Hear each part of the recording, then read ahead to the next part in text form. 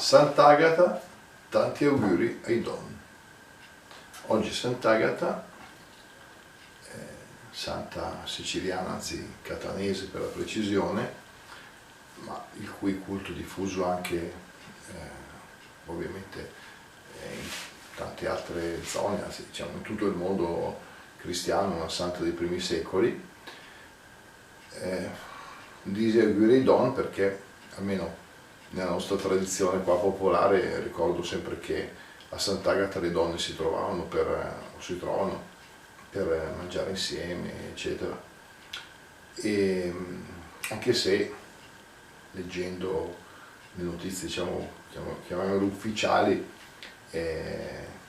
Sant'Agata sarebbe soprattutto protettrice, patrona, diciamo, delle donne ammalate di tumore al seno o anche di coloro che purtroppo avessero subito violenza. Però, diciamo, in linea generale è una santa, è una delle sante che vengono invocate soprattutto dalle donne e, ripeto, nella nostra tradizione popolare mi pare appunto che fosse un po' quella che faceva un po' da riassunto, per così dire, insomma, da punto di riferimento principale, ecco, il disnao, la cenetta di donna facevano a Sant'Agata. E ecco, per esempio, tra l'altro, anche qui leggendo un po' su internet, è patrona appunto anche di tante città, addirittura di stati, è compatrona anche di San Marino, per esempio, quindi sicuramente in tante zone. E ecco, una riflessione che è venuta a fare un po' amara oggi è che mi inchioga, si fa volentieri un augurio a una presidenta donna.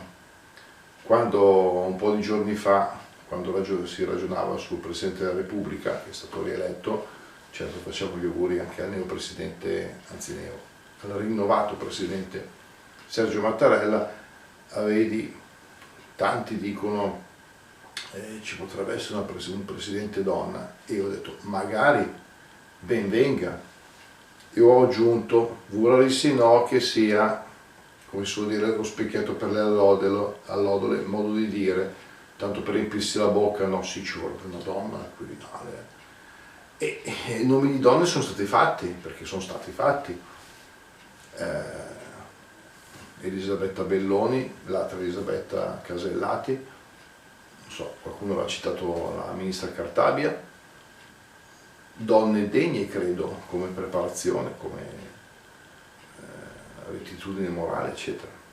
Poi la decisione è stata un'altra e mi spiace proprio veramente che forse era un'occasione, ma ripeto, come già dissi nel video precedente, ce n'era stata un'altra un po' di anni fa, quando Tina Anselmi poteva essere eletta Presidente della Repubblica, e poi si fecero altre scelte.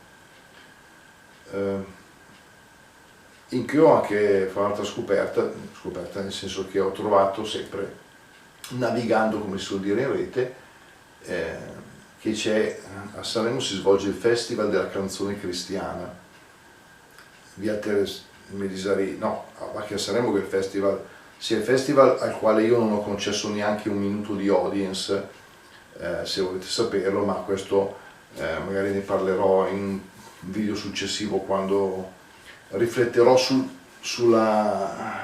panem et circenses che stiamo così sperimentando.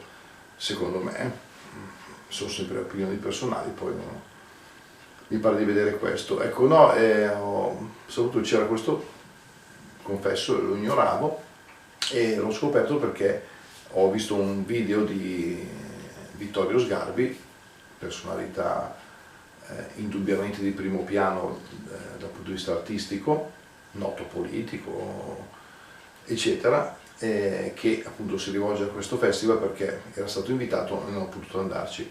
Io tanto non ho niente né da guadagnarci né da prendere chissà che, in nessun modo.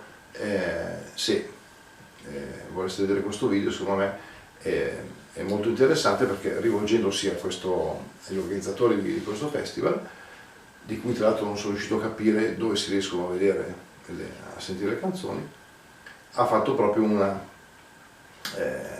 una riflessione sul rapporto fra l'arte, la musica e il cristianesimo. Si potrà anche non essere d'accordo su tutto quello che dice, non è un problema, ma veramente secondo me ha messo a tema una cosa molto molto interessante.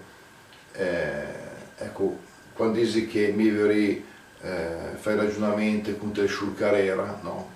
Questa serie di video che ho inteso fare, appunto non perché possiamo parlare in tanti, perché io penso di dire chissà quali cose